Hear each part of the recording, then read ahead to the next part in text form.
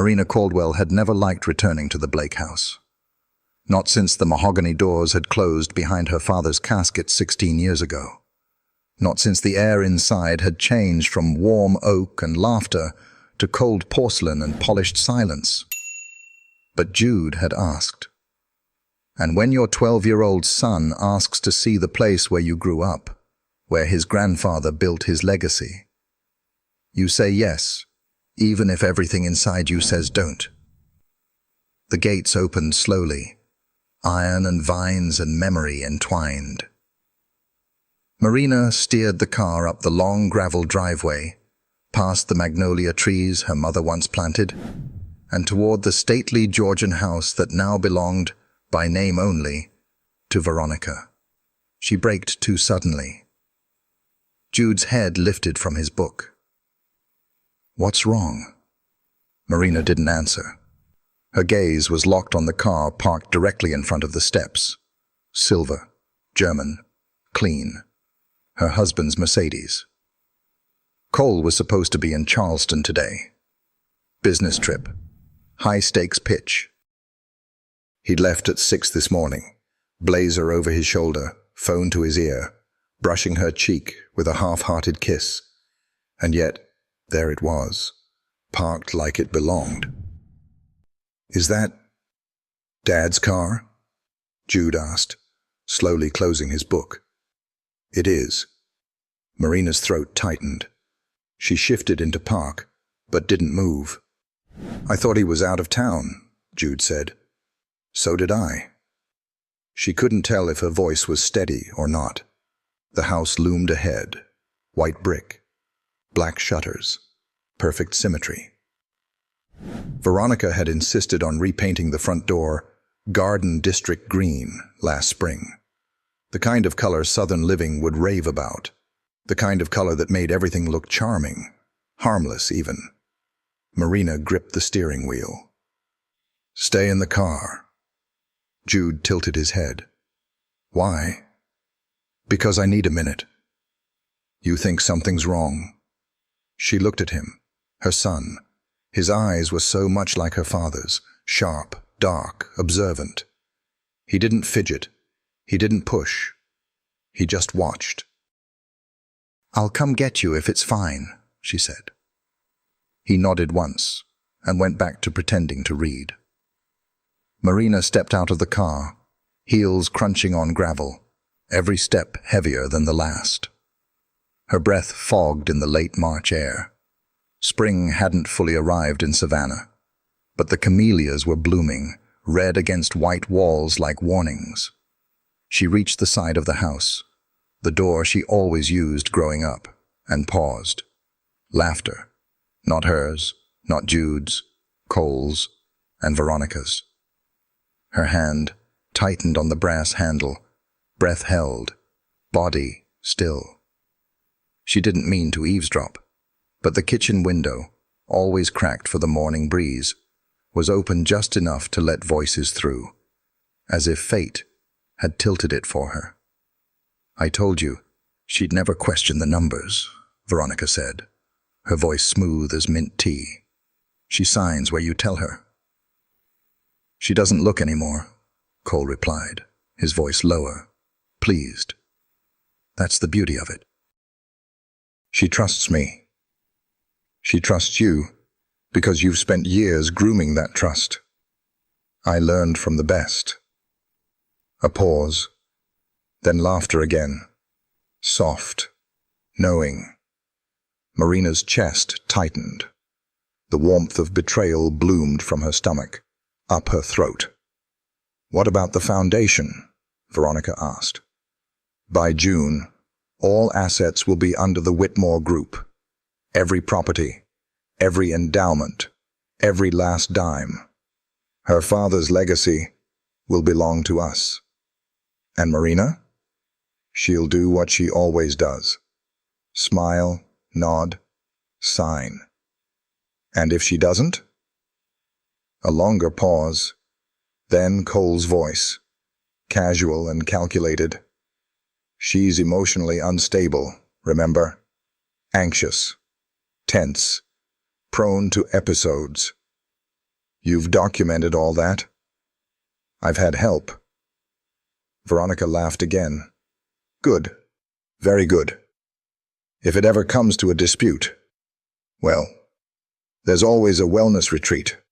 Somewhere quiet. She could use the rest.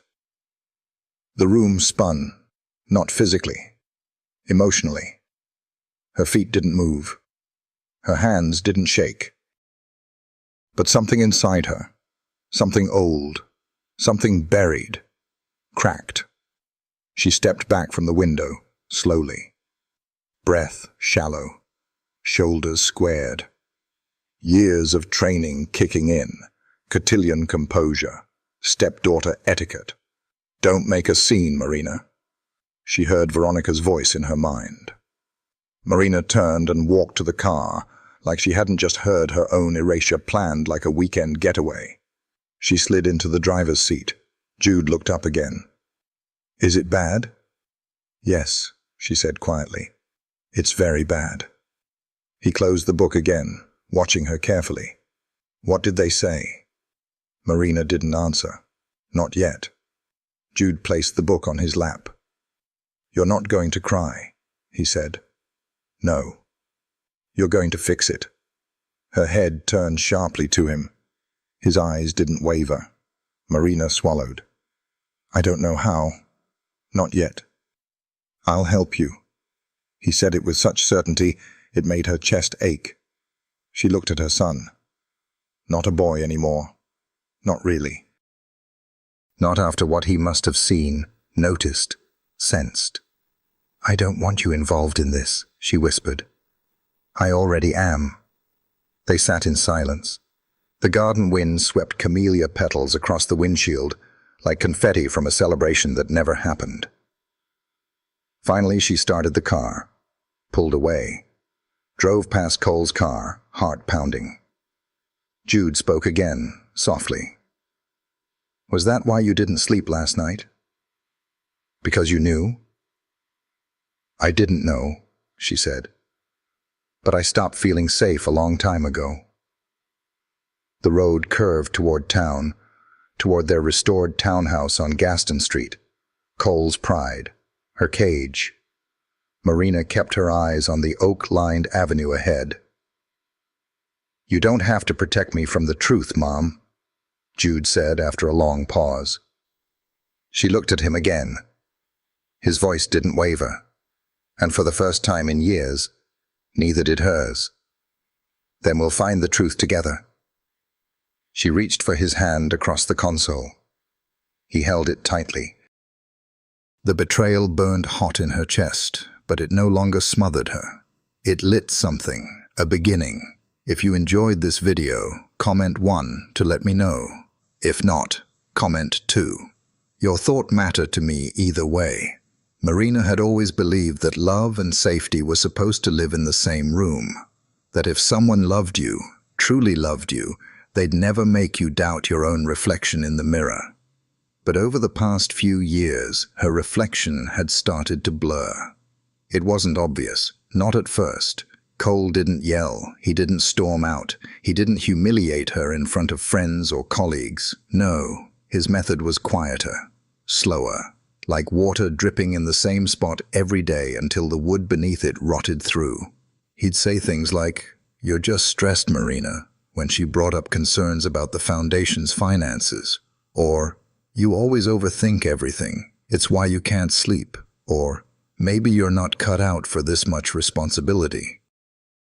It's okay to admit that. And she had believed him.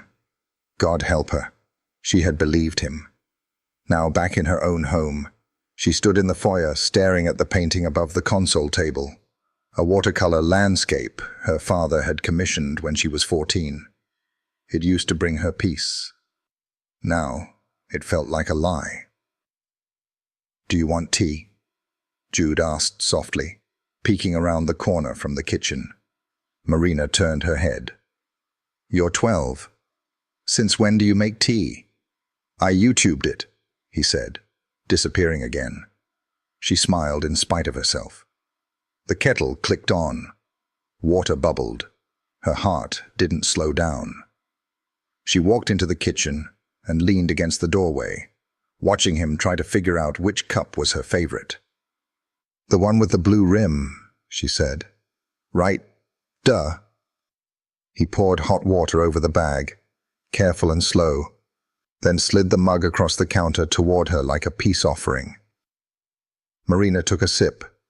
It was a little strong, a little bitter, but it steadied her hands.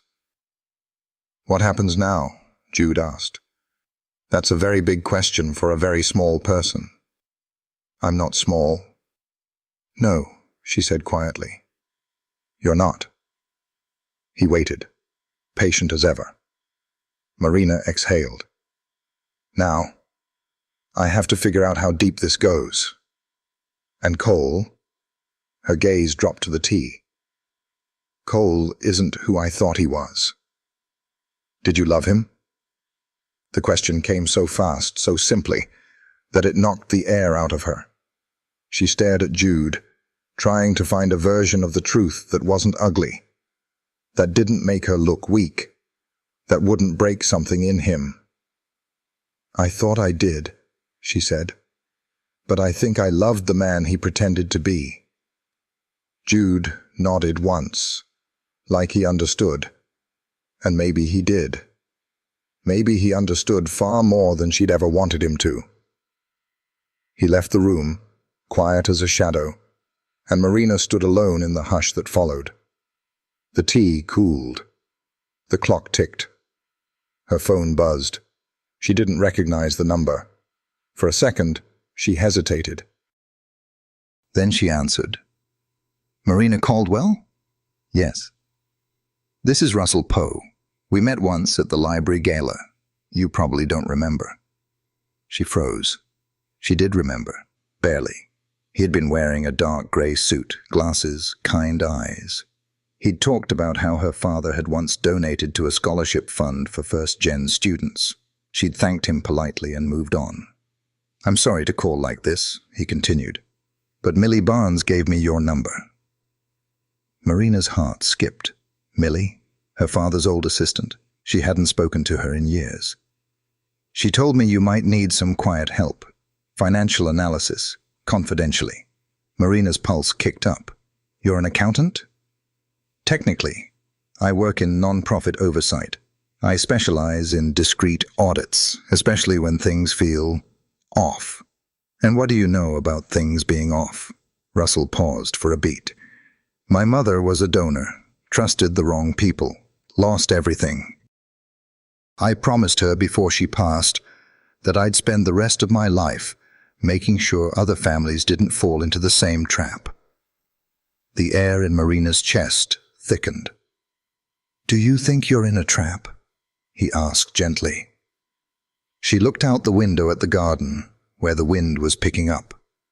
Camellia petals danced across the stones like paper secrets trying to escape.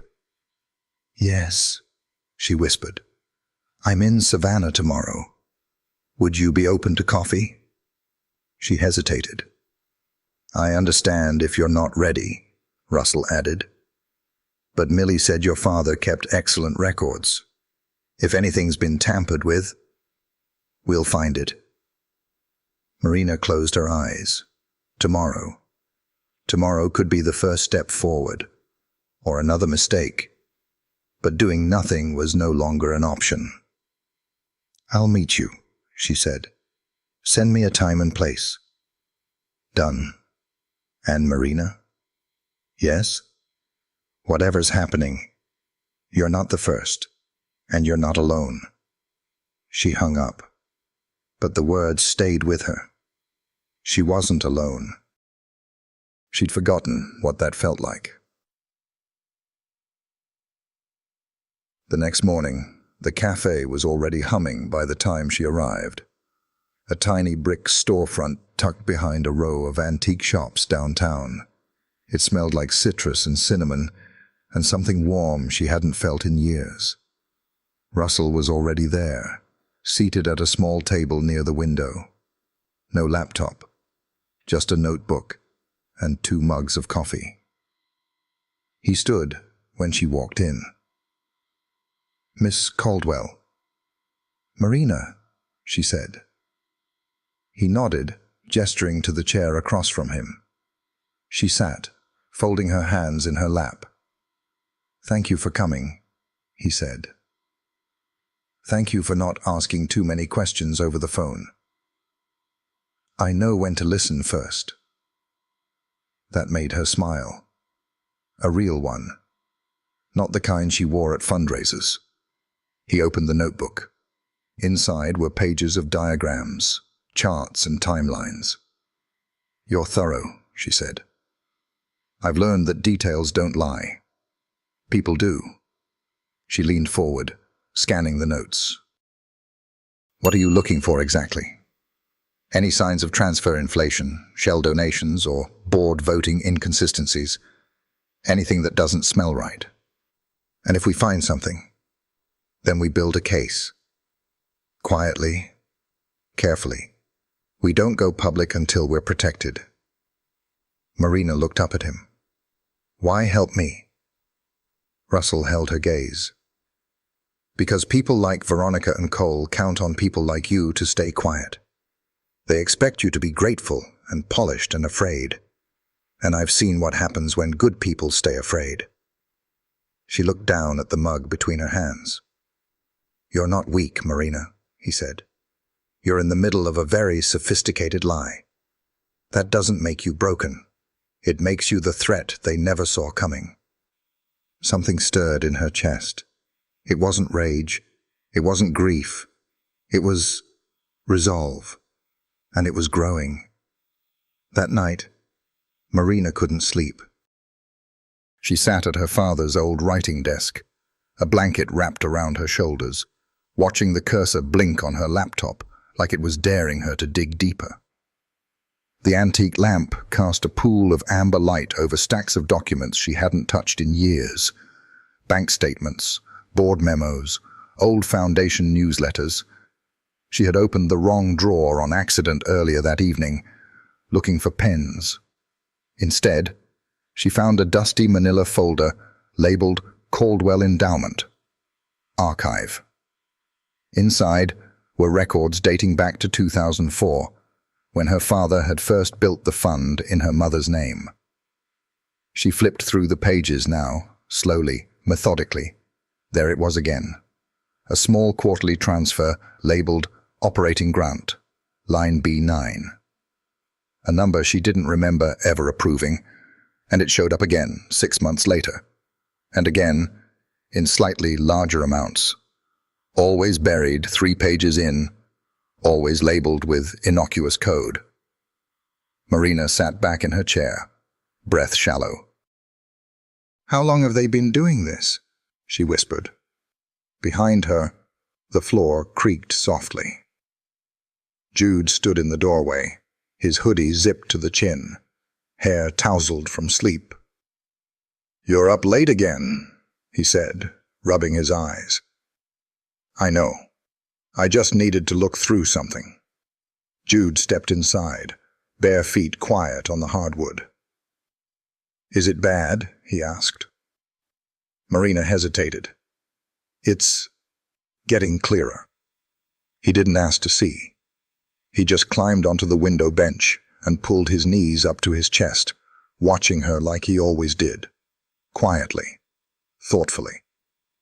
Do you think they're stealing from Grandpa's fund? He asked, after a long pause. I don't think, she said. I know. Jude's lips pressed into a line. Then we have to stop them, he said. Like it was just that simple. Her heart tightened. It's not easy. They're smart. They've covered their tracks. But not completely. No, not completely. Jude looked down, his fingers tracing the window's edge. I don't like him, he said suddenly. Cole. Marina didn't respond right away. I mean, Jude continued, I used to, when I was little, but I always felt like he didn't really see me, not like Grandpa did. She turned toward him, folding her arms. You miss Grandpa? Jude nodded, He talked to me like I mattered, like I wasn't just a kid. Tears pricked at the corners of her eyes. She blinked hard. "I'm going to fix this," she whispered. Jude nodded again. "I know." He stood, walked over, and hugged her waist tightly. Marina closed her eyes and held on longer than she meant to. The next morning, the house felt too bright, too clean, too quiet. Marina dressed carefully. Neutral tones, soft makeup, no jewelry. She wanted to look like someone with nothing to hide, because today she was meeting someone who might hold the key to everything she needed to expose. The office space Russell had chosen was in a co-working building tucked into a renovated cotton warehouse near River Street. The lobby smelled like old stone and fresh espresso. She signed in with a nod and took the elevator to the 3rd floor, heart knocking gently against her ribs. The door to suite 312 was open. Russell stood by the whiteboard, tie slightly loosened, sleeves rolled up, red pen in hand. The wall behind him was covered in charts and sticky notes, and a digital projection of what looked like a family tree crossed with a flowchart. "Morning," he said, looking up with a soft smile. "Morning," Marina replied. "What am I looking at?" "Your legacy," he said, gesturing to the board. "Or what's left of it." She stepped closer. Her eyes scanned over names she recognized. Hers, her father's, her mother's trust. Then Cole's, Veronica's, and a list of shell non-profits she'd never seen. "Are those real?" she asked. "Legally, yes. Functionally, they're bank accounts with charitable names. All of them tied to your family's fund through a series of transfers that look normal unless you know what to look for." "And you found this in a day?" "I had a head start. Millie gave me some breadcrumbs." Marina felt her breath catch at the name. "Millie's helping?" Russell nodded. "She's been keeping documents your father left with her. Said he had suspicions but didn't know who to trust." Marina took a step back. Her legs felt unsteady. "You okay?" he asked, tone softening. She nodded slowly. I didn't know there was anyone still looking out for me." Russell didn't respond right away. He closed his notebook, walked to the mini fridge, and pulled out a water bottle, handing it to her. "You weren't supposed to," he said. "That's how people like Cole and Veronica win. They isolate you, make you doubt your instincts. Keep you so tired you don't even think to check the locks." Marina stared at him, something shifting in her chest. "Thank you," she said quietly. He met her eyes, his voice low. "You don't have to thank me. Just promise me you'll trust yourself again." She looked at the board, at the lines, at the false names and redirected donations, and all the evidence that everything she believed about her family was breaking apart. "I'm trying," she said. "That's enough for today." She nodded. Then Russell walked over to his desk and pulled out a folder. "I also found something else. You signed a document last fall, authorizing a merger. Do you remember?" Her brow furrowed. "No." He opened it to a copy of her signature. "I checked the metadata," he said. "This wasn't signed from your IP address, and the timestamp was while you were at a fundraiser in Charleston. I pulled the event records to confirm." Marina felt her jaw tighten. "They forged it." "Yes." "Which means we have forgery and misappropriation. Both are serious. But more importantly, you have proof that you never gave them control." She closed her eyes for a moment, letting the weight of that truth settle in her bones. When she opened them, Russell was watching her again. Not with pity, but with focus, respect, and something else she couldn't quite name. Something warmer. "Why do you care so much?" she asked suddenly. "You didn't know my father. You don't know me." He gave a small, lopsided smile. "Because I've seen people like you lose everything without even knowing it was happening. And I've seen what it takes to get it back." Marina stared at him, something flickering behind her ribs, something that hadn't been there in a long, long time. Hope. If you enjoyed this video, comment 1 to let me know. If not, comment 2. Your thought mattered to me either way. It started with a text from Cole. "Dinner at the Whitmores on Friday. Formal. You're expected." No greeting, no warmth, no explanation. Marina stared at the message, thumb hovering over her phone. Then slowly, she set it down on the marble kitchen counter. The sink was full of dishes she hadn't had the energy to rinse. Jude was upstairs working on a school project about Georgia's salt marshes, and the dog next door was barking like it knew something the world hadn't figured out yet. She reread the message. 3 times. Expected. Not invited. Not requested. Expected. The audacity of it almost made her laugh. She turned and leaned against the counter, arms crossed tightly. Russell had just uncovered a forged merger document. Veronica and Cole had been redirecting endowment funds through dummy non-profits. There were signs of a years-long plan, deliberate and precise. And now, a dinner? It didn't sit right. The Whitmores weren't just donors, they were social kingmakers. The kind of family that smiled wide in local magazine spreads and shook hands with state senators on the sidelines of gala auctions. If Cole and Veronica were trying to push something through the board, they'd want allies watching. Marina picked up her phone and typed quickly. "What's the purpose of the dinner?" No response. Minutes passed. Then, "You'll look foolish if you don't show. Don't make this harder than it needs to be." She stared at the screen, heart thudding. "Don't make this harder than it needs to be." The phrase was a favorite of Veronica's.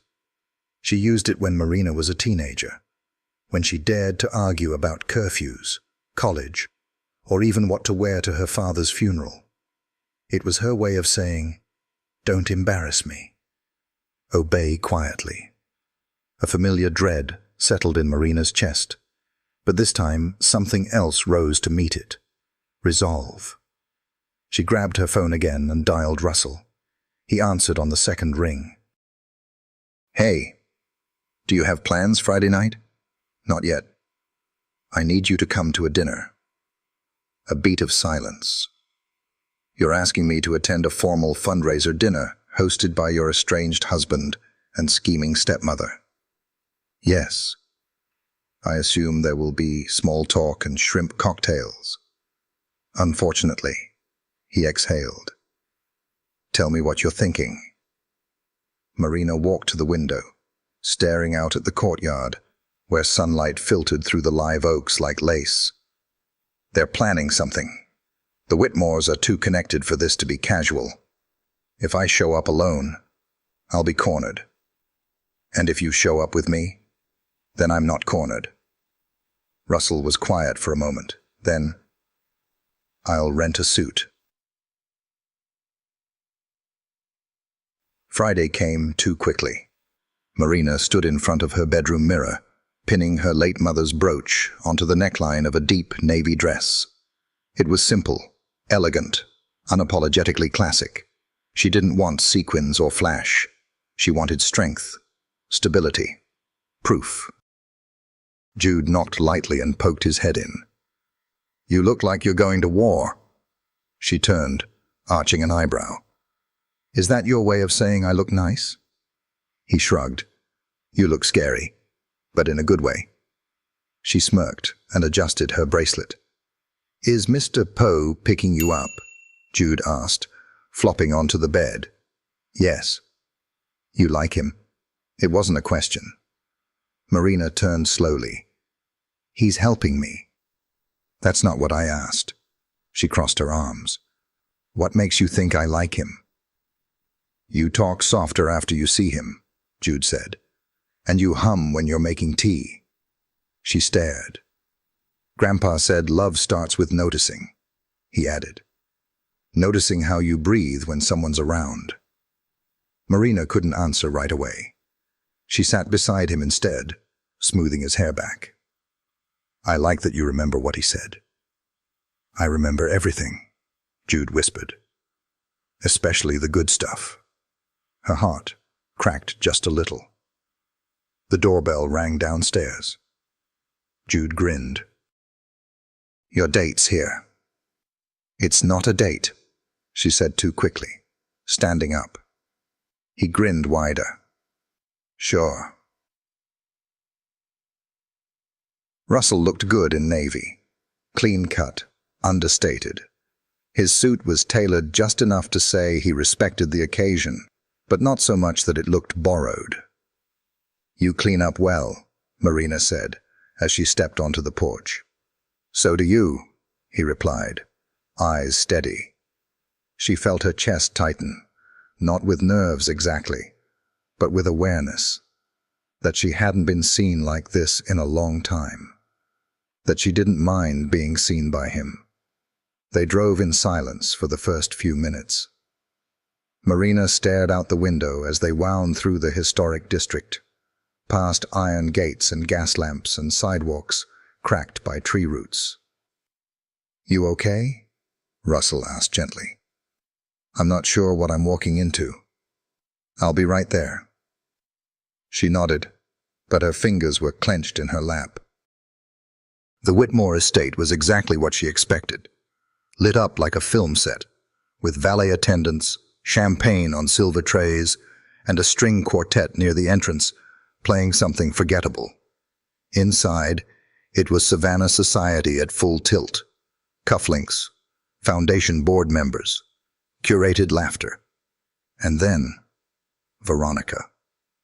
She emerged from the crowd in a silk gown, the color of rosé, her smile spreading wide when she saw Marina. Well, look what the tide dragged in, Veronica, Marina said coolly. And you brought a friend, she added, eyes flicking to Russell. How unconventional. Russell extended a hand. Russell Poe, financial oversight consultant. Marina nearly choked. Veronica's smile flickered, just for a moment. Oh, I didn't realize Marina was in need of oversight. Everyone should have someone looking out for their interests, Marina replied, voice calm. Especially these days. Veronica's gaze turned calculating. Of course. She floated away moments later, lips tight. Russell leaned in. Too much? No, Marina said, watching her go. Perfect. They spent the next hour navigating conversations like tightropes. Cole appeared halfway through the evening, flanked by the Whitmores themselves. Grayson and Elaine, polished and powerful, grins sharp as cut glass. Cole's expression when he saw Russell said everything. Confusion, then irritation, then strategy. He moved toward them with practiced ease. Marina, he said smoothly. Didn't expect to see you so accompanied. I could say the same, she replied. Cole's eyes flicked to Russell. I don't believe we've met. We have now, Russell said evenly. Lovely event. Cole's smile tightened. Marina, he said, tone shifting lower. We should talk. Later, she said, turning away. But something in her stomach flipped, because she could feel it. Something was coming. And this dinner was just the beginning. The air inside the ballroom had turned heavy, polished, perfumed, and buzzing with a kind of curated tension that made Marina's skin prickle. She felt it as she crossed the floor beside Russell, the weight of eyes, watching, assessing, whispering behind crystal flutes and napkin folds. Not just because she was there, but because she was there with someone. Someone they hadn't seen before, someone they couldn't place. And in Savannah's elite circles, unplaceable meant uncontrollable. "Tell me I'm imagining it," she murmured, taking a glass of water from a passing tray. "You're not," Russell said, calmly scanning the room. "You're disrupting the narrative. That always makes people nervous. They're probably wondering if I've lost my mind. Or just found it." She turned to look at him, but he was already watching her. Not the dress, not the hair. Her. Before she could speak, a voice swept in like a gust of cologne and charm. Marina. Grayson Whitmore. Towering, silver-haired, with a politician's handshake and a billionaire's indifference. He reached for her hand, as if nothing in the world could shake him. "Grayson," she said, smiling with practiced grace. "And who is this young man?" "Russell Poe," Russell replied smoothly, extending his hand. "I've heard a lot about your philanthropic work." Grayson laughed, warm and hollow. "I do what I can. Though Veronica and Cole have really taken the reins lately. Sharp pair, those two. Just hosted a meeting last week about merging some of the smaller grants, streamlining things, you know?" Marina's fingers stiffened around her glass. "I wasn't aware of that," she said evenly. Grayson's brows lifted, just slightly. "Oh? I thought it had your blessing." A beat of silence. Russell stepped in. "We're actually reviewing the merger documentation now. There may have been a few discrepancies in the filings. I'm sure it's just a miscommunication." Grayson's smile twitched. "Of course. These things happen." His eyes lingered a moment too long on Marina, before he turned away, disappearing into the swirl of the crowd. Russell leaned in. "That was bait." "I know. He wanted to see if you'd crack." "I didn't." "No," Russell said. "You really didn't." She set her glass down. "Let's walk." They slipped out to the back terrace where strings of warm Edison bulbs were hung above trimmed hedges and marble planters. The air was cooler here. Real. And for a moment, she could breathe again. Russell rested his hands on the stone railing, looking out over the garden below. "They're preparing to make a move," Marina said quietly. "Something big." "They've already started," he replied. "I ran another trace on the Shell charities this morning. One of them just transferred $80,000 to a marketing firm that specializes in campaign image building." Marina turned toward him. "Political?" He nodded, Cole's eyeing a state seat. "Probably not this cycle, but next. And he's using your father's name to build the platform." She pressed a hand to her chest. "He's going to run on my father's legacy." Russell's voice softened. "And with your endorsement, on paper, at least." She felt the nausea rise like a tide. "How do we stop him?" "Publicly? Not yet. Privately. We gather everything. Dates, documents, statements. Then we take it to the state attorney's office, or the IRS, or both." "I want to do it right," she whispered. "I don't want revenge. I want the truth to do the work."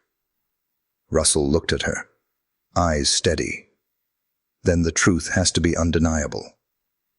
They stood there for a long moment, the quiet stretching between them like a thread pulled taut. "Why didn't you ever marry?" she asked suddenly, surprising even herself. Russell blinked, then smiled faintly. "That's a shift in tone." She shrugged. "We've been talking fraud and politics for hours." I'm due for a personal question. He looked down at his hands. I almost did. Years ago. She was brilliant, kind, taught art to kids in the city. But I was chasing ghosts, trying to make something right that had already happened. She said she couldn't compete with a promise I made to a woman who was already gone. Marina's throat tightened. Your mother. He nodded. She was swindled by a man who claimed he'd build schools in her name. Instead, he bought a vineyard in Napa and disappeared. I spent the next 10 years tracking everything he'd touched. When I finally got the case in front of a judge, he'd fled the country. My fiancée left 3 weeks later. I'm sorry. I'm not, he said. Not anymore. She deserved someone fully present. He turned to her. So do you. Their eyes met, and for a moment, neither of them looked away. Then the terrace door creaked open. Veronica stepped outside, heels clicking on stone. There you are, she said, her voice sugary sweet. I was beginning to think you'd left. Just needed air, Marina replied. Veronica turned to Russell, eyes narrowing. And who are you again? Russell smiled. Just a man who reads fine print. Veronica's lips curled. Careful, Mr. Poe. Some pages were never meant to be opened. I disagree, he said evenly. Sunlight's the best editor. The tension was thick enough to taste. Veronica's gaze shifted to Marina. You should be careful who you associate with. People talk. Reputations crack. Marina stepped forward, voice calm but sharp. You know what cracks first, Veronica? The lies people tell themselves to sleep at night. Veronica's smile faded. You're making a mistake. No, Marina said. I made one already. I trusted you. And with that, she turned and walked back inside, the pulse in her neck steady and strong. Behind her, she heard Russell follow. And for the first time in years, she didn't feel outnumbered. She felt armed, with truth, with clarity, with someone who wasn't just there to fix things, but to stand beside her while she did. The morning after the Whitmore dinner, Marina woke with a pounding in her chest. Not fear, not quite, but something tangled between urgency and clarity. The light streaming through the tall windows of her bedroom was too bright to ignore, and the air carried that sharp scent of an approaching storm, even though the sky was still holding its breath. She sat up slowly. Her body ached in that strange way only emotional battles could cause. Her feet had barely left the bed before her phone buzzed. A text from Russell. You okay? She smiled. Small but real. Getting there. You. The reply came almost instantly.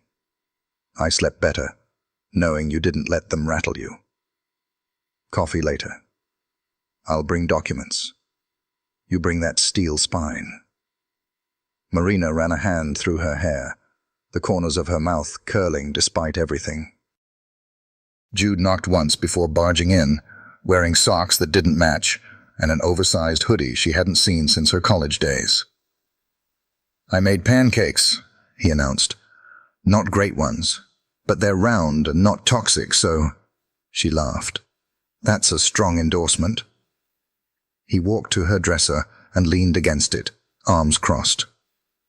So, how'd it go? Marina exhaled. The dinner was illuminating. Did Cole say anything? He said just enough to show his hand. And Veronica? She's rattled. She's used to controlling rooms, not losing them. Jude grinned. Good. He turned to leave, but paused in the doorway. You know you look different lately, right? She blinked. Different how? Like someone who stopped trying to make everyone else comfortable. And just like that, he was gone. She stood there for a moment longer, letting the words land in her bones. By the time Russell arrived, laptop bag in hand and rain jacket slung over his arm, the clouds had finally cracked. Rain streaked the windows in slow, deliberate lines. "Is it weird that I find the storm comforting?" Marina said as she led him into the den. "Not at all," Russell replied, setting up on the coffee table. "Storms don't lie." She poured coffee into mismatched mugs, and they settled into a rhythm that was starting to feel like something more than just professional. Quiet exchanges, quick glances, unspoken understanding. Russell opened his laptop, tapped a few keys, and spun the screen toward her. "This is what I found last night. A digital map, dotted with pinpoints, locations, names, transaction trails." Marina leaned in. "What am I looking at?" "Every board member Veronica has influenced in the last 12 months. Campaign contributions, business overlaps, personal debts." She scrolled through the list. One name caught her attention. Dr. Geller. He was my father's friend, until 3 of his development proposals were funded by the Whitmore Group. "Guess who signed off on the zoning?" Her jaw clenched. "He's compromised." "Most of them are, but not all." He clicked again, filtering the list. "These 3 haven't accepted anything. At least nothing traceable. If you can talk to them, remind them who your father was, we might have a crack in the dam." Marina studied the names. One in particular made her pulse quicken. "Claire Vance. She and my mother were close. I used to play with her daughter in the church nursery." Russell looked at her. "That's the one to start with." She nodded slowly.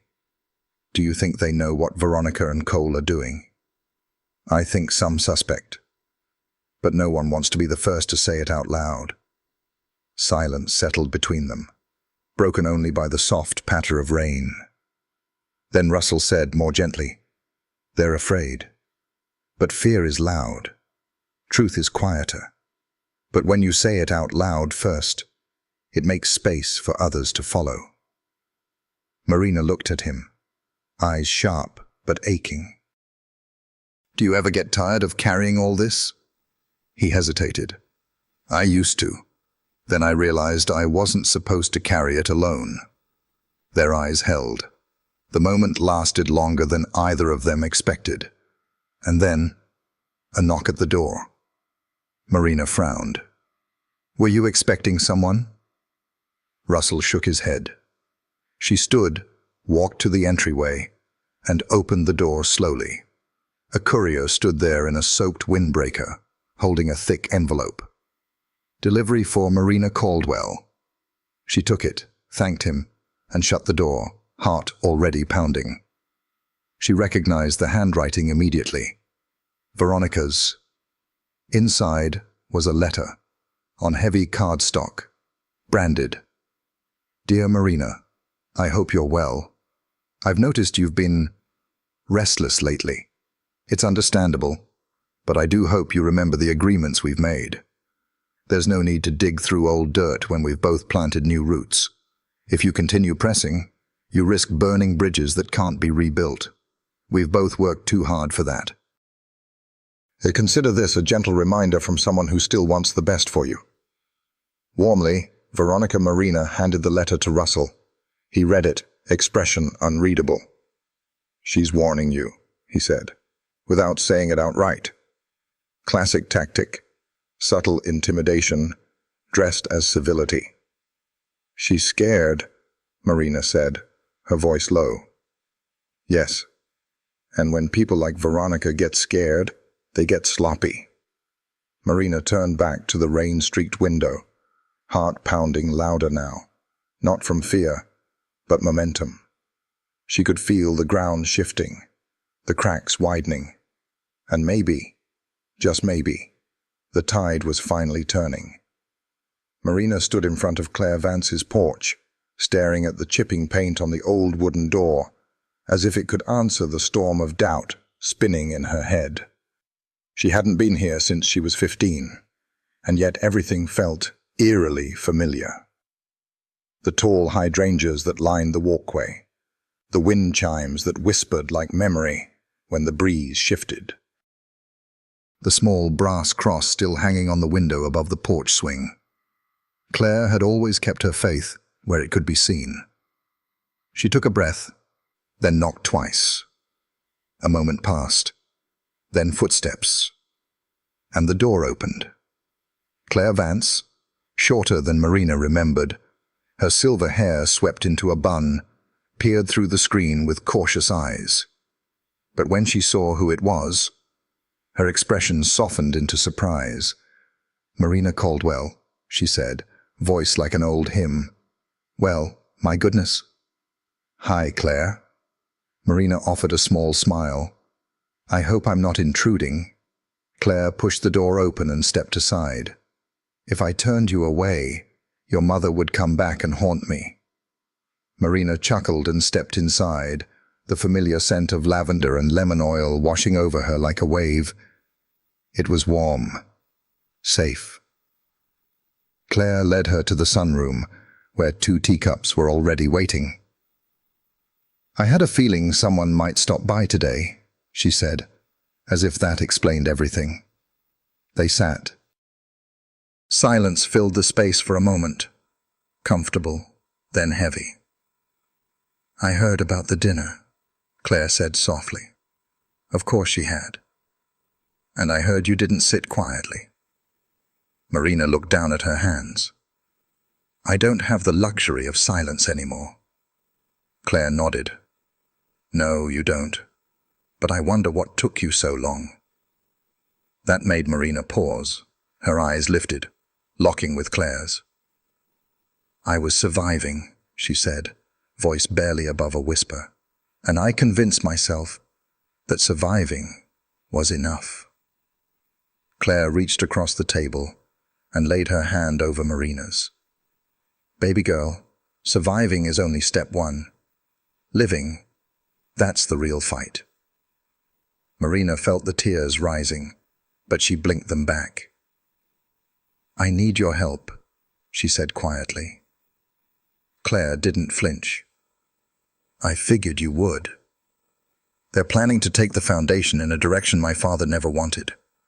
Cole is laying the groundwork for a political run, and Veronica is laundering her control through compromised board members.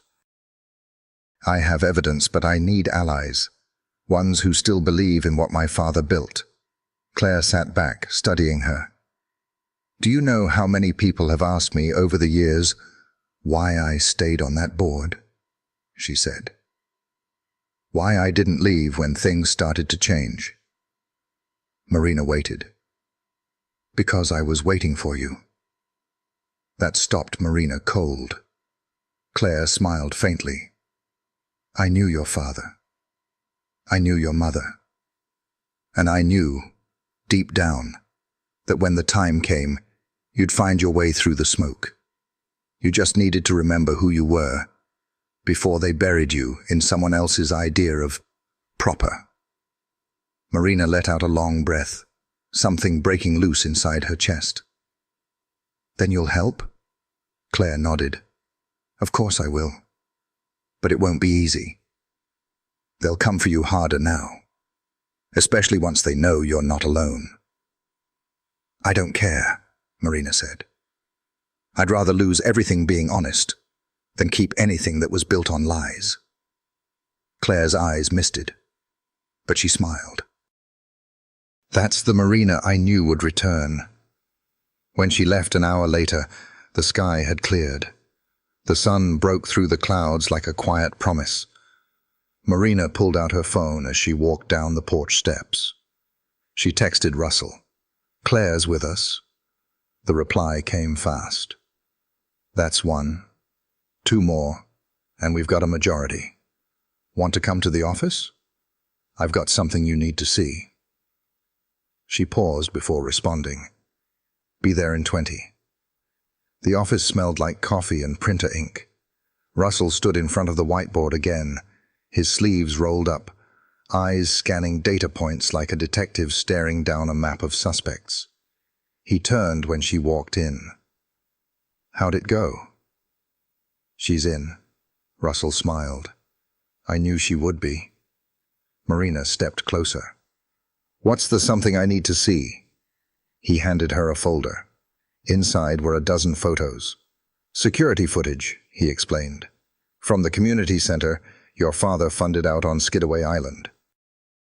Guess who showed up the night before the Whitmore dinner, just after midnight? She flipped through the photos. Veronica, entering with a man Marina didn't recognize, carrying a leather case. Russell pointed to the timestamps. They were there for nearly an hour. Lights off. No logged access in the official entry records. Marina's brow furrowed. What's in that building? Archives, old board meeting notes, personal letters, legal contracts. They've never been digitized. Her heart dropped. She's covering her tracks. Or destroying them. She stared at the photos, her chest tightening. That building has surveillance? It does now. They didn't know it was upgraded last quarter. New donors paid for it. Marina looked at him, eyes wide. And we have the footage? We do. But it's not enough to go public yet. We need the original documents. If she took something, I can get in. Russell hesitated. Are you sure? She's not going to expect me to show up. Not now. He nodded slowly. Then let's do it carefully. No surprises. We get what we need. We get out. And we let the paper trail speak louder than we ever could. Marina nodded, heart already racing. Not from fear, from purpose. She turned to leave, then paused at the door. Russell? He looked up. Why are you still standing with me? You've done enough already. He took a beat. Because you're not the only one who spent years trying to be who everyone else needed. Watching you fight back reminds me that it's never too late to come home to yourself. Marina blinked, overwhelmed by the truth in his voice. I don't want to do this alone anymore, she whispered. You don't have to, he said. And for the first time since her father's death, she believed it. The entrance to the Skidaway Island Community Center stood quiet under the glow of the porch light, casting long shadows across the parking lot. Spanish moss swayed in the humid night air, and somewhere in the marsh, a frog croaked like a warning, whispered through cattails. Marina stood by the passenger door of Russell's car, her fingers clutching the small key fob that still bore her father's handwriting in permanent marker. SCC Archives. Do not duplicate. She hadn't stepped foot in this building since the dedication ceremony 5 years ago, when her father held her hand and said, "This place will outlive us both. That's the point." Tonight, that felt like a promise hanging by a thread. Russell's voice was low as he stepped beside her. You okay? I'm not sure, she admitted, but I know I'm not turning around. Good, he said, unlocking the trunk. Because we didn't come this far to stop at the front door. He handed her a flashlight and pulled out a soft case containing gloves, a small scanner, and a sealed envelope. What's that? She asked. Chain of custody log. If we find anything we need to preserve legally, we document it. No room for doubt. She nodded, suddenly grateful for his exactness. His steadiness was a balm in this chaos. They moved toward the door together. Marina slid the fob into the lock, heart thumping. It clicked. The door opened with a groan. Inside, the building felt colder than she remembered. Empty, not just of people, but of presence. The walls were lined with framed photos of scholarship recipients and community events, most of them yellowing at the corners. Her father's smile greeted her from a portrait just past the reception desk, his hand resting on her shoulder, from the day they'd cut the ribbon. She swallowed hard. "Archives are this way," she whispered, guiding Russell down a side hallway. Veronica knew exactly where to go. She's been here before, more than once.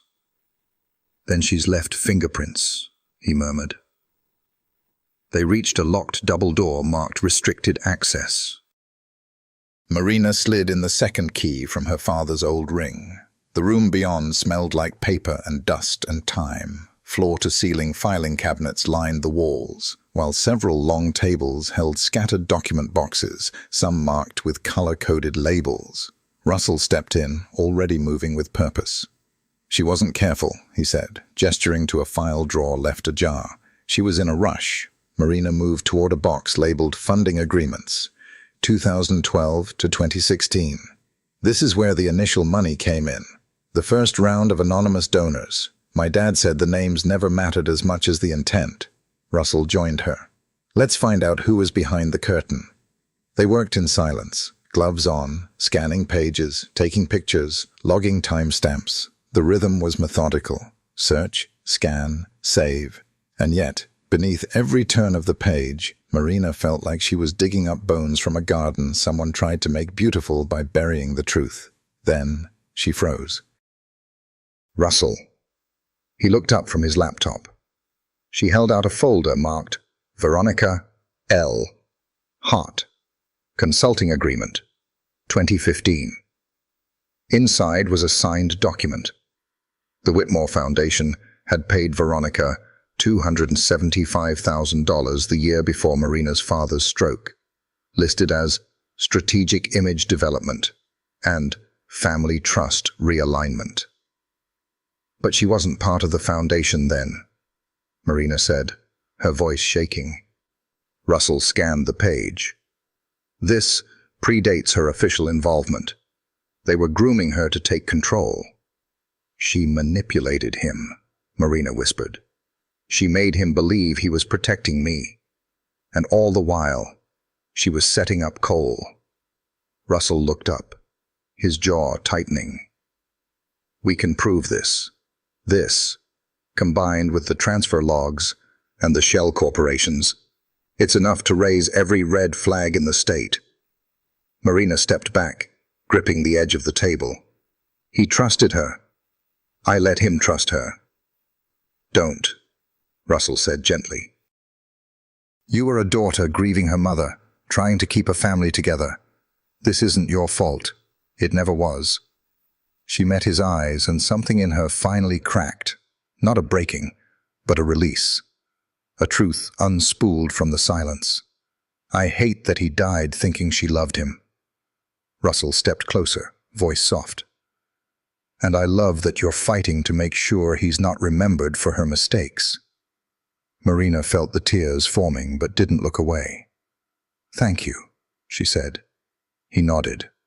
"Let's finish this." They gathered everything, tucked documents into the evidence envelope, scanned others to a secure drive, and took photos of anything they couldn't remove. Before leaving, Marina reached into her pocket and pulled out the brooch her father had given her mother on their wedding day. She set it beside the photo on the wall. "He built this place for second chances," she whispered. "I just never thought mine would come here." Russell touched her shoulder. "Come on. Let's go home." Outside, the air had changed. The sky was clearer, the stars pushing through as if summoned by conviction. Marina stood at the edge of the parking lot for a moment, breathing it in. The fight ahead would be harder, louder, public, but she had the truth now, and she wasn't carrying it alone. The next morning, Marina stood in front of her father's study, her study now. The room had sat quiet for nearly 3 years, sealed like a mausoleum to memory, filled with books he'd dog-eared and notebooks he never let anyone read. She hadn't been able to come in, not until now. With the foundation documents secured and Russell preparing the next legal steps, Marina knew what had to come next. This was no longer about stopping Veronica and Cole from rewriting the story. It was about reclaiming the voice that had been silenced for too long. She stepped inside. The air still smelled faintly of pipe tobacco and leather. Dust motes floated in the morning light, slicing through the shutters. On the desk sat an old tape recorder. Her father used to dictate letters into it, sometimes rambling late into the night when his hands were too tired to write. She reached for it, pressed play, static. Then, I never thought legacy would feel this heavy. Her heart stopped. His voice, it was him. I see what they're trying to do, and maybe I'm tired, maybe I let my guard down. But if you're listening, Marina, you need to know. I didn't build this for them. I built it for you. Because I believed, no matter how long it took, you'd find your way back. And when you did, I wanted you to have the keys. She pressed pause, unable to breathe. Her fingers trembled against the worn plastic of the recorder. For a second, the grief that had calcified in her chest cracked open. He knew. Even then, he knew they were coming for everything, and he still believed in her. That afternoon, Russell met her at the legal office of Lena Marks, a friend of her father's, and one of the few attorneys Marina actually trusted. Lena had soft curls, sharp eyes, and a reputation for cutting through bureaucratic nonsense like a blade through silk. This, Lena said, flipping through the documents Marina laid out, is not just mismanagement. This is premeditated fraud. And it's layered, Russell added. She used shell organizations, falsified meeting minutes, and positioned Cole as a silent beneficiary of several policy shifts made under Marina's name. Lena leaned back in her chair. I can build a case from this. We'll need to file formal discovery, freeze the accounts tied to the trust, and get a court order to remove Veronica and Cole from their board positions. Marina hesitated. And how public does it have to be? Lena glanced at her. You're a public figure tied to a legacy nonprofit in the South. It's going to be very public. Especially if Cole's pursuing office. But that may work in your favor. Why? Marina asked. Because public court proceedings mean open records, and open records mean exposure. If they want to fight this, they'll have to do it in the light. Russell looked over at Marina. You okay with that? She nodded. I'm tired of living in the dark. Lena pushed a form across the desk. Then sign here. Once this is filed, it begins. Marina picked up the pen. Her hand hovered above the paper for just a moment, then signed. As the ink dried, something inside her shifted. Not just relief, not just purpose. A calm defiance she hadn't felt in years. This was no longer about defending what was hers. It was about honoring what was never theirs to take. Later that evening, she and Russell sat on the porch of her mother's house, listening to the cicadas hum against the Georgia heat. She would have been proud of you today, Russell said, his voice quiet. Marina smiled faintly. You didn't know her. No, he said, but I know you, and that's enough to know what kind of woman raised you. She looked out over the yard, shadows lengthening. When my father got sick, she said slowly, Veronica told me not to upset him. She said conflict would only make him worse, that keeping things peaceful was the best way to love him. Russell's jaw tensed. And I believed her, Marina went on. I let silence become love. I thought being still was strength. Russell turned to face her. It's not weakness to want to protect someone. But silence isn't love, and peace isn't always the same as healing. She let those words sit. Then, quietly, I'm scared of what happens next. That means you're still human, he said. But you're not alone in it. She looked at him, eyes searching. There was a pause, thick with all the things they hadn't said. "Do you ever wish we'd met before all of this?" she asked. He held her gaze. "If we had, you wouldn't be the woman you are now." "And you?" He smiled, slow and certain. "I'd still find my way to you." The screen door creaked behind them. Jude stepped out, holding a small, leather-bound journal in his hands. "Found this in a box labeled for Marina. Thought you should see it." Marina took it, heart thudding. It was her father's handwriting on the cover. "Legacy is a living thing." She opened it to the first page. His words flowed like water. "If you're reading this, it means I didn't get to finish what I started. So now, it's yours. Not the pressure, the purpose." She closed the journal, holding it to her chest. The storm was coming, but now she had the map and the anchor, and she wasn't facing it alone. Marina stood in the mirrored elevator of the Whitmore Foundation headquarters, her reflection fractured by the brass trim. Each pane caught a different angle of her. Nerves in her eyes, defiance in her jaw, hope wrapped in dread somewhere in the quiet set of her shoulders. Beside her, Russell adjusted the cuff of his shirt, his laptop bag slung over one shoulder, fingers tapping the side rhythmically. "This is it," he said, eyes forward. "Feels more like the beginning than the end," Marina murmured. The elevator chimed. Floor 12. As the doors slid open, the familiar scent of polished wood and overwatered plants hit her like a memory she hadn't asked for. This building had once been a place of pride, designed by her father to feel welcoming, open, modern. Now it felt colder, like something hollow wearing the skin of legacy. They walked down the hall in silence. Today's emergency board meeting had been called by Marina and Russell through official channels, a legal right of any primary stakeholder in the foundation. Veronica had tried to delay, but Lena had shut that down with swift precision.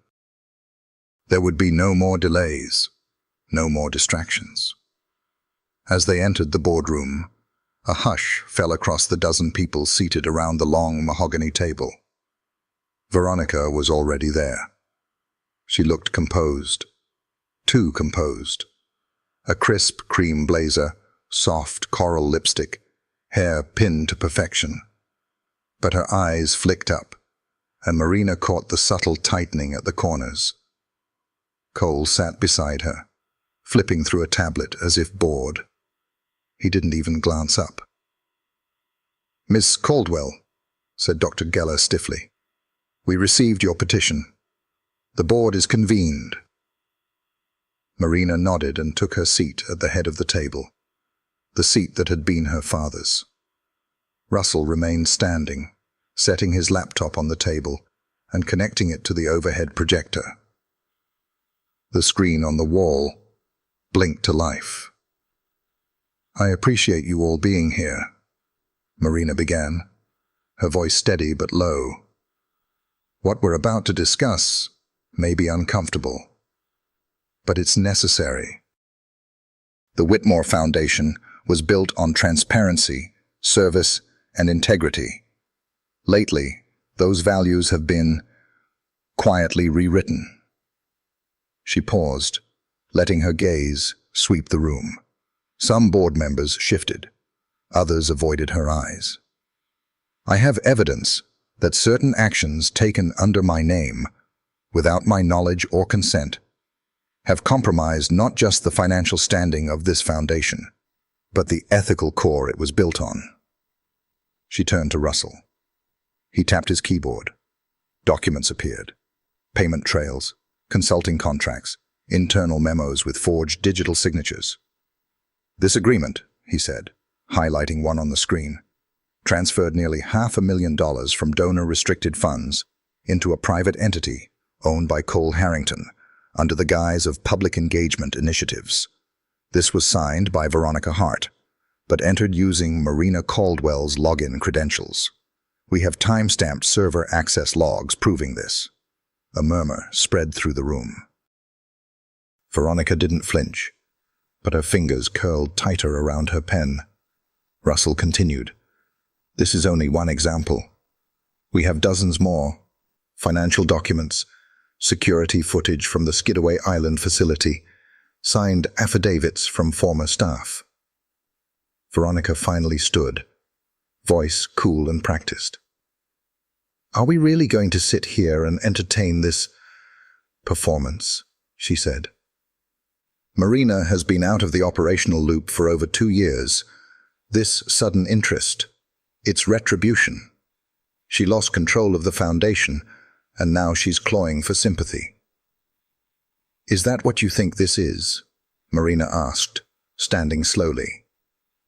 Veronica turned toward her, eyes sharp. What else could it be? You left. You walked away. Now you're trying to rewrite history. I didn't walk away, Marina said. I was pushed, manipulated, gaslit into silence while you and Cole rewrote the bylaws and handed over everything my father built. Veronica crossed her arms. Your father trusted me. He saw something in me. He saw a second chance, Marina said. He was grieving. You saw an opening. The room went quiet. Marina looked at each board member in turn. My father made mistakes. He was human, but he never would have approved of what this foundation has become. The private flights billed as donor engagement. The scholarships redirected to political donors' children. The hush contracts. The missing funds. This stops today. Claire Vance, seated 2 chairs down, finally spoke. I reviewed the files, she said. Everything Marina and Russell sent. I was horrified and ashamed that I didn't see it sooner. 2 other board members nodded, quiet but firm. Veronica's jaw twitched. You're all being manipulated. Russell stepped forward. This isn't about personalities, Ms. Hart. It's about provable misconduct. He handed out printed packets to each board member. In accordance with the bylaws, a motion has been filed for a vote of no confidence in Veronica Hart and Cole Harrington, effective immediately. If the motion passes, an interim governance council will be formed until a full investigation is completed. Veronica's voice dropped an octave. You don't know what you're starting, Marina. No, Marina said. I know exactly what I'm starting. Dr. Geller cleared his throat, uncomfortable. Then let's proceed with the vote. The votes came one by one. Claire, yes. Dr. Geller, yes. 2 more, yes. 1 abstention. Another, yes. Veronica looked to Cole. He finally looked up from his tablet and smirked. It's over, Marina said quietly, the words sinking deep into the walls of the room like a bell that couldn't be unrung. Veronica grabbed her bag, stood without another word, and left. Cole followed a moment later, silent, unreadable. When the door clicked shut, Marina let out a slow breath. Her hands were trembling, but her spine had never felt straighter. Russell looked at her. You okay? No, she said honestly. But I will be. The boardroom sat silent around her, but something deeper had shifted. A balance restored, a truth spoken. Legacy wasn't about bloodlines or last names. It was about courage, and now it was hers. The gala invitation arrived the same evening the board voted Veronica and Cole out. Hand-delivered, embossed, impossibly smug. Marina held the cream envelope in her hand like it might burn her. Inside, on heavy cardstock with gold trim, read, The Whitmore Legacy Gala, honoring the vision of Thomas Whitmore, hosted by Cole Harrington. Keynote speaker, Veronica Hart. Saturday, 7 p.m., Whitmore Estate Ballroom. Russell looked over her shoulder and gave a low whistle. "That's bold." "It's provocation," Marina muttered, sliding the invitation back into the envelope. "They've already been removed." "They're just trying to save face. Or rewrite the narrative," he added. "Before you can." Marina's jaw tightened. "Then they're not the only ones who'll be speaking." Russell studied her face. "You want to go?" "I have to go. They're hijacking my father's name, again, in front of donors, press, half the state. If I stay quiet now, I lose everything we just fought for." "You're not going to stay quiet." He paused, then said, "I'll be there, right beside you."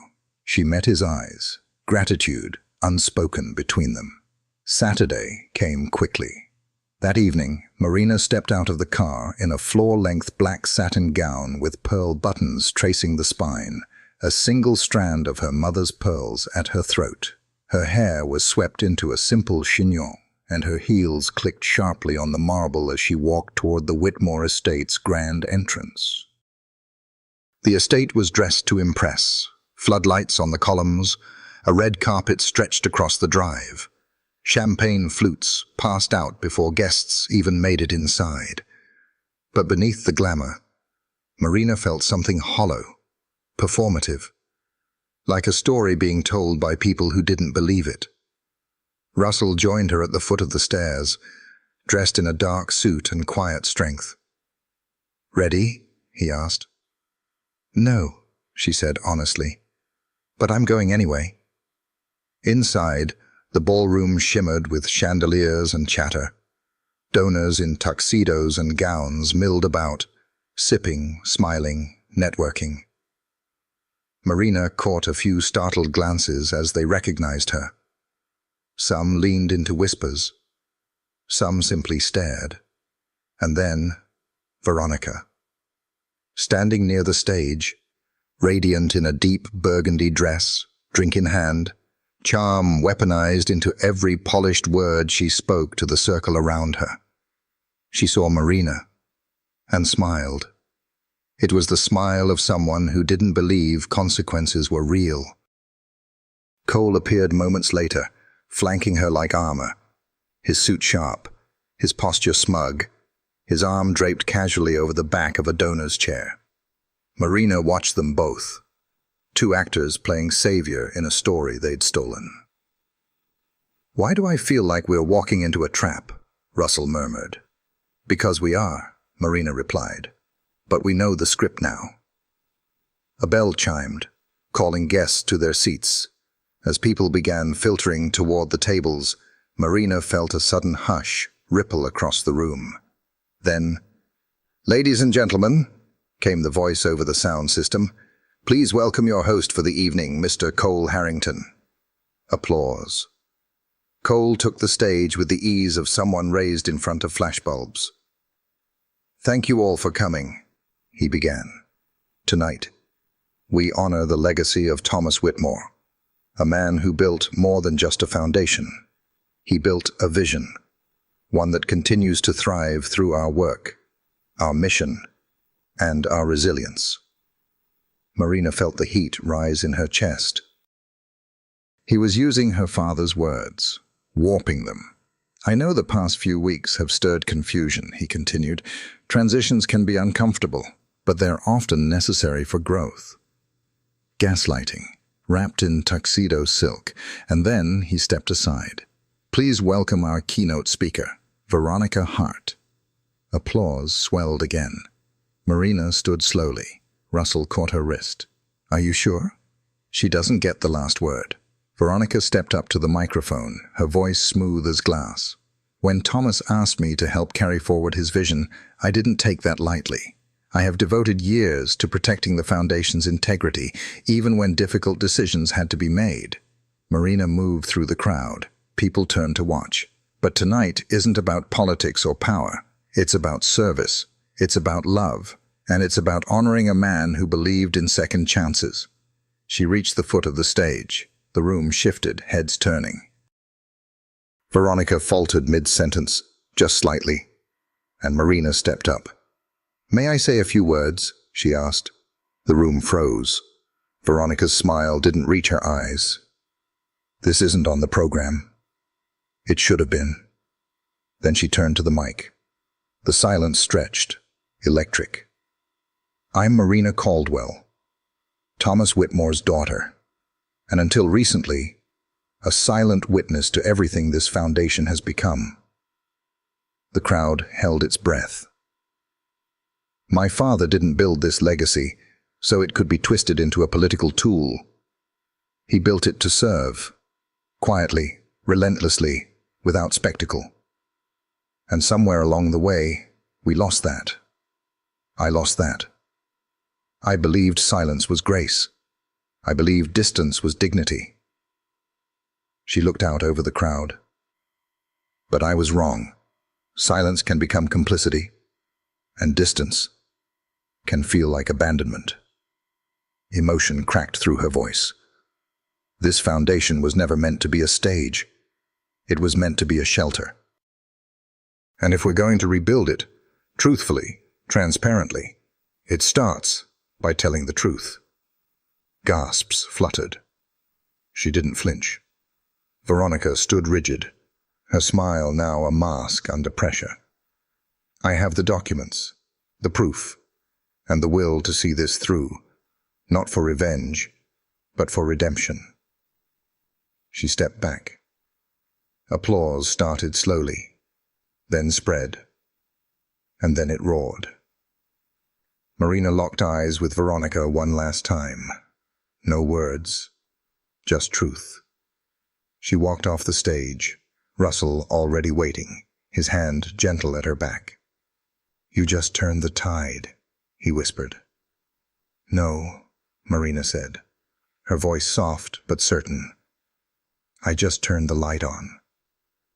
The next morning, headlines had already begun circling the internet. Daughter of Thomas Whitmore takes back Legacy Foundation with fiery speech. Veronica Hart, under fire after alleged misconduct exposed. Cole Harrington, silent as Whitmore Foundation launches full audit. Marina sat at her mother's kitchen table, coffee untouched in front of her, laptop glowing with updates. Her inbox was a flood, reporters, donors, former staff members she hadn't heard from in years, and a single message from someone she didn't expect. Philip Kent, her father's former attorney. Russell leaned over her shoulder, reading. He wants to meet? He says there's something my father wanted me to have. Something he didn't trust in writing. Russell raised an eyebrow. You think it's safe? Marina nodded. Philip always walked a fine line, but he was loyal to my dad. If he reached out now, it's because something matters. That afternoon, they met Philip at his modest office downtown. The place hadn't changed since she was a teenager. Same cherrywood shelves, same brass desk lamp, same faint smell of paper and pipe smoke. Philip stood as she entered. Marina, you look just like your mother. She smiled faintly. You always said that. He gestured for her to sit, then reached into the bottom drawer of a locked cabinet. When he returned, he was holding a small velvet-covered box. This, he said, was given to me the day your father updated his will. He told me not to hand it over unless you ever had to. Fight for the foundation. His words, not mine. Marina took the box carefully, heart in her throat. She opened it slowly. Inside, a USB drive and a folded note. She unfolded the paper. If she's reading this, it means she remembered who she is. The real Marina. The one who doesn't apologize for carrying light. Her eyes stung. She slipped the drive into Philip's laptop. A folder opened. Audio recordings, journal scans, letters. And one file titled, For the Board. It was a video. Her father sat behind his desk, thinner than she remembered, but still with that familiar spark in his eyes. I know what they're doing, he said into the camera. They think I won't notice. But I see the plans, the redirections, the lies wrapped in charm. And if I'm gone, "Marina, this is for you. Use it. Expose them. Not out of vengeance, but so no one else gets hurt." Russell let out a slow breath. He documented everything. Philip nodded. He knew this day might come. He believed you'd be the one to finish what he started. That night, Marina uploaded the files to a secure drive and handed them to Lena. The Foundation's new interim board would begin their investigation on Monday. But this was the last nail. She didn't sleep much. Too many thoughts circling like hawks. Past, present, the weight of expectation, colliding with the raw ache of truth. The next day, she found herself back at the sculpture garden. Jude had asked to meet her there. The sun was setting when she arrived, the sky lit in pink and gold, casting long shadows across the stone paths. She spotted him sitting beside the unfinished sculpture, his lighthouse, now nearly complete. He turned at her footsteps.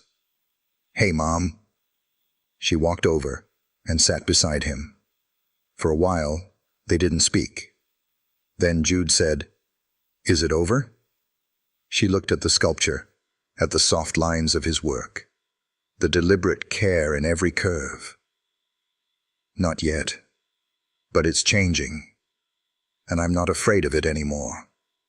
He nodded. "You were brave." She smiled, brushing a strand of hair from his face. "So were you. You saw the truth before I did." Jude looked down at his hands. "I just didn't want you to forget who you were." Her breath caught. "I almost did," she whispered. "But you brought me back." A beat passed. "Do you miss him?" Jude asked. "Grandpa?" Marina swallowed hard. "Every day. But I think he's proud of us." Jude stared at the sculpture. "I want to finish this in time for the memorial. Think that's okay?" "I think it's perfect." As the sky deepened to twilight, Marina sat beside her son in the garden her father once loved, surrounded by the echoes of legacy and the fragile, powerful weight of truth. And for the first time in years, she didn't feel haunted. She felt home. The morning light spilled softly across the floor of Marina's new office, painting long golden lines through the sheer curtains. It was still surreal. Being back in this room, her father's old workspace, now hers. The same desk, the same windows, the same scent of cedarwood and paper. But the energy had changed. Now, it felt like a space with oxygen again. Jude's lighthouse sculpture was set to be unveiled at the upcoming Memorial Gala, a quieter, more meaningful event than the ostentatious display Veronica and Cole had staged. Invitations had been sent only to close partners, community leaders, and long-standing donors who cared more about impact than publicity. No press, no red carpet, just truth. Marina skimmed through the schedule on her laptop, then leaned back in her chair and looked out the window. From up here, the city looked calm, honest, like a place that might finally be safe to believe in again. Her phone buzzed. "Russell, still good for dinner tonight?" She smiled, typing back, "Marina, absolutely. Just don't wear that weird cologne again." His reply came seconds later. "Russell. Noted. No heartbreak in a bottle." She laughed softly and set the phone down. The intercom clicked. "Ms. Caldwell," her assistant said. "There's a Ms. Vance here to see you." "She says it's personal." Claire Vance, one of the quieter board members. She'd voted with Marina, but hadn't said much since. "Send her in," Marina said. Claire stepped in moments later, dressed in a slate blue pantsuit, her expression unreadable. She didn't sit, just hovered near the door, eyes scanning the room before settling on Marina. "I wasn't sure I should come," Claire began, "but after watching your father's recording, and everything you've done since, I felt like I owed you this." Marina stood, sensing weight behind the words. "Owed me what?" Claire reached into her bag and pulled out a small folder, handing it over. Inside was a series of notes, handwritten, photocopied, and a printout of an internal email chain from 2 years ago. The subject line read, "Potential Realignment Strategy, Veronica Hart." Marina's eyes scanned the pages quickly. Veronica had floated the idea of slowly rebranding the Foundation's mission to appeal to higher-value donors, with language that distanced itself from grassroots aid in favor of elite philanthropic engagement. It wasn't criminal, but it was calculated. Cold. "Why show me this now?" Marina asked quietly. "Because I saw the shift happening. And I stayed silent," Claire said. Her voice cracked slightly. "I convinced myself it was strategy, that maybe Veronica was just streamlining things. But deep down, I knew it was wrong." Marina looked up, heart pounding. "I want to testify," Claire said. "For the board, for the audit, for your father's legacy." Something swelled in Marina's chest. Relief, maybe, or the sense that finally people were remembering who they were meant to be. "Thank you," she said. "This matters more than you know." Claire gave a small nod, then left without another word. That night, Marina met Russell at a quiet bistro tucked into a side street near the river. They chose a table outside, string lights twinkling overhead, the hum of the city softened by distance. "I'm not used to this," Marina said, sipping her wine.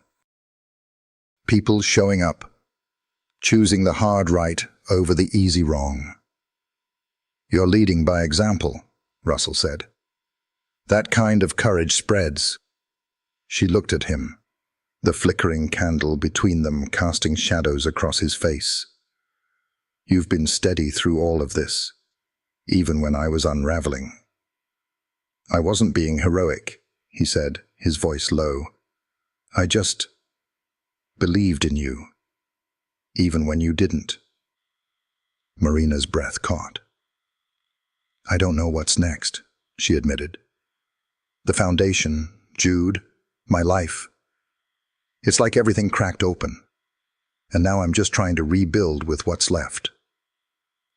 Russell leaned in, his tone softer now. "Maybe it's not about rebuilding. Maybe it's about creating something new." She met his gaze. There was something unspoken there. Hope, maybe, or the beginning of something that hadn't dared show its face until now. A moment passed between them, quiet and full, and for the first time in a long time, Marina didn't feel like she was bracing for the next storm. She felt the air change, like something was shifting, like something was possible. The night settled around them, the river whispering nearby, the lights above glowing warm and steady. And for once, Marina didn't rush the moment. She let it hold her. The morning of the memorial came quietly.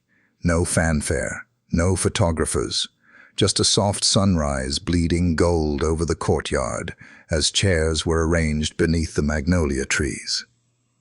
Marina stood at the edge of the garden in a slate-gray dress, watching Jude place the final piece of his sculpture.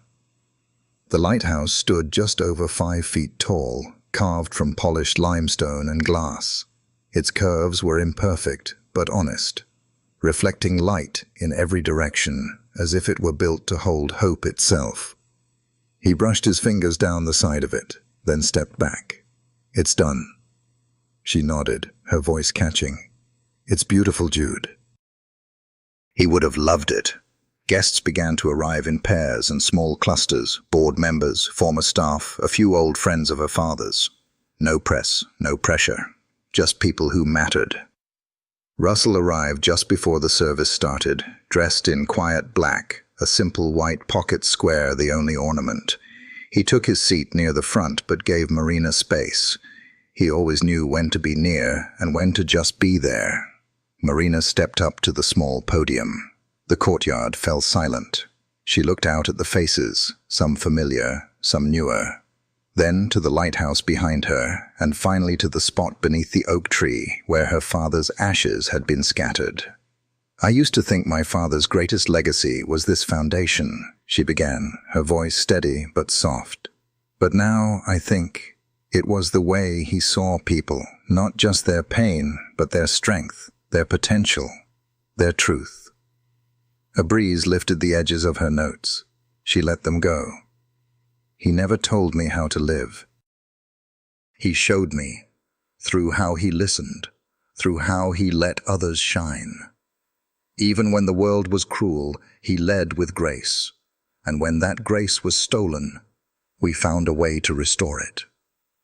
She glanced at Jude, who was sitting next to her mother now, watching with quiet pride. "This sculpture," she said, turning to the lighthouse, "isn't just for him. It's for anyone who ever felt lost, anyone who needed a light." Her voice wavered, then steadied again. "We've reopened the Foundation's Community Grants Program. Russell and the new board are working to make sure funds go where they were always meant to go. And thanks to the evidence we gathered, federal oversight will ensure transparency for years to come." She paused. "We are not perfect, but we are awake now. And that's enough to start again." Applause came slowly, then swelled. Not polite, but sincere, heartfelt. Marina stepped down and returned to her seat, where Russell reached over and gently took her hand. She didn't pull away. After the ceremony, people wandered the garden, sharing stories and memories. Marina moved through them like someone returning home after a long journey, hugging old friends, nodding to supporters, accepting compliments she used to shy away from. Eventually, she found herself back at the lighthouse sculpture, standing alone. "Still think I should have gone with the anchor design?" Jude asked, joining her. She smirked. "No, the lighthouse was right." He tilted his head. "Do you miss him less now?" "No," she said, "but I carry him better." He nodded, as if he understood more than a 12-year-old should. From behind them, Russell approached, his voice low. "Sorry to interrupt. Someone wants to see you." Marina turned and froze. A woman stood by the garden entrance, in her late 60s, with silver blonde hair and sharp eyes. Veronica Hart. Not in designer heels or power red, just a plain navy blouse and flats. She held no phone, no entourage. Marina stiffened. "What is she doing here?" "She didn't come in, just asked to speak with you." "Alone," Russell said. Marina stared for a long moment. "Stay close." She walked across the lawn slowly, stopping a few feet away. "I didn't expect you here," Marina said flatly. "I'm not here to disrupt anything," Veronica replied. Her voice was calm, quiet even. "I've accepted the board's decision. And yet here you are." Veronica looked past her to the lighthouse. "I wanted to see what he left behind. What you built." Marina crossed her arms. "You mean what I had to rebuild, after you burned it down?" A silence hung between them. Then Veronica said, "You know, I started out wanting to help. I really did. But somewhere along the line, power started feeling like purpose." "It's not," Marina said. "It's just a tool. And when used wrong, It destroys everything. I know. Veronica's voice cracked, barely. I lost a lot. My career. My reputation. You lost people's trust, Marina said. And that's harder to win back. I'm not asking for forgiveness, she said. I just needed to say, you were right to fight. He'd be proud of you. Marina didn't answer. Not immediately. The younger version of her might have said something cutting, but she wasn't that woman anymore. So instead, she said, I hope you find a better way forward. Veronica gave a quiet nod, then turned and left. Marina stood in place for a moment, feeling a strange mix of sadness and closure. It wasn't justice in the form of punishment, but it was something closer to peace. She walked back toward the sculpture, toward her son, toward Russell. And as the sun dipped behind the horizon, the lighthouse glowed softly in the evening light, catching fire without burning. It was raining, the soft kind of summer rain that coated everything in silver and made the air smell like new beginnings. The memorial had ended 2 weeks ago, but the garden still carried its energy. Like Thomas Whitmore's presence lingered just beyond the reach of sight, tucked into the corners of stone paths and blooming lavender. Marina stood on the porch of her childhood home, one hand wrapped around a mug of chamomile tea, the other resting against the wooden railing that Jude had helped repaint. The house had needed some work, chipped shutters, a broken gate, too many weeds in the yard, but it felt more like home now than it ever had during the years she'd tried to escape it. Inside, she could hear Jude humming softly, working on a drawing at the kitchen table. His voice floated through the screen door, weaving into the patter of rain.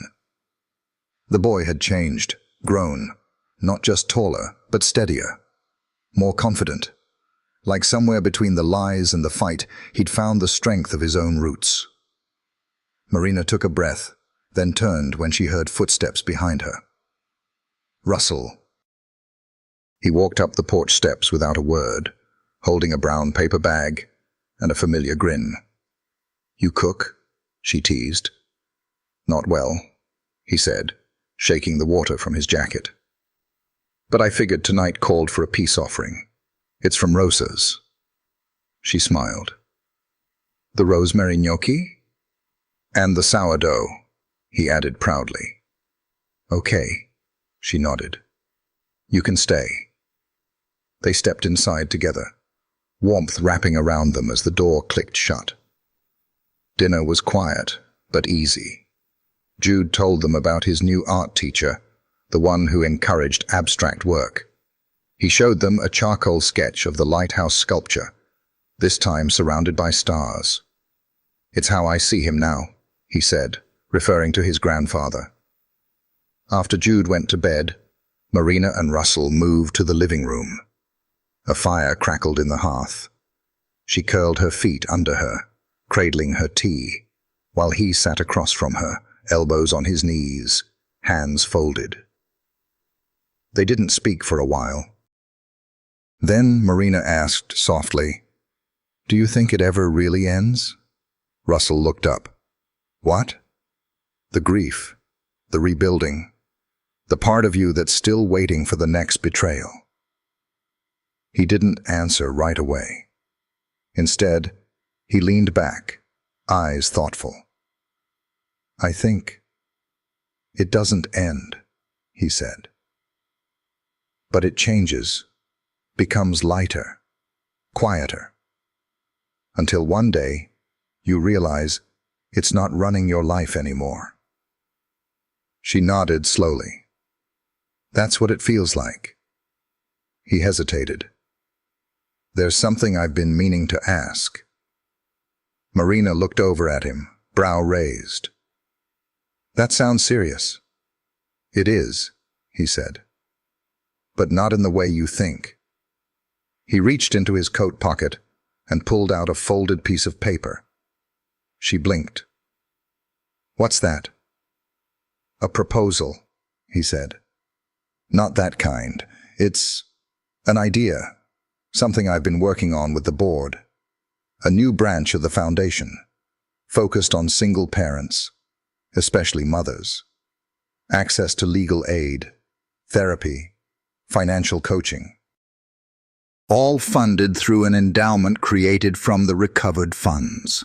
Marina opened the paper and read, her eyes moving faster with each line.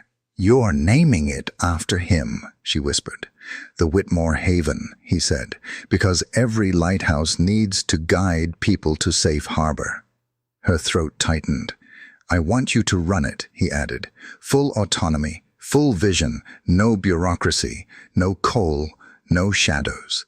She looked at him, stunned. "Why me?" "Because you lived it," Russell said, "and you came out stronger. People will trust you.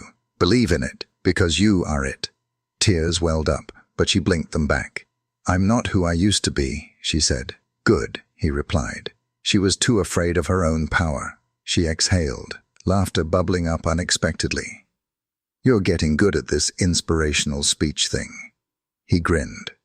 "I've been learning from the best." She folded the paper and held it to her chest. "I'll do it, but on one condition. Name it. You stay. Not just as a consultant, as a partner." He tilted his head. "Professional or—" Marina stood, crossed the room, and sat beside him on the couch, close enough that their knees touched. She placed her hand over his.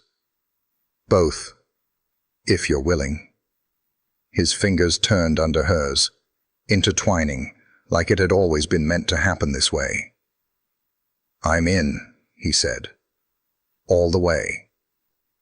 They sat there, side by side, as the firelight danced against the windows and the rain eased into a gentle mist. Outside in the garden, the path lights flickered on automatically.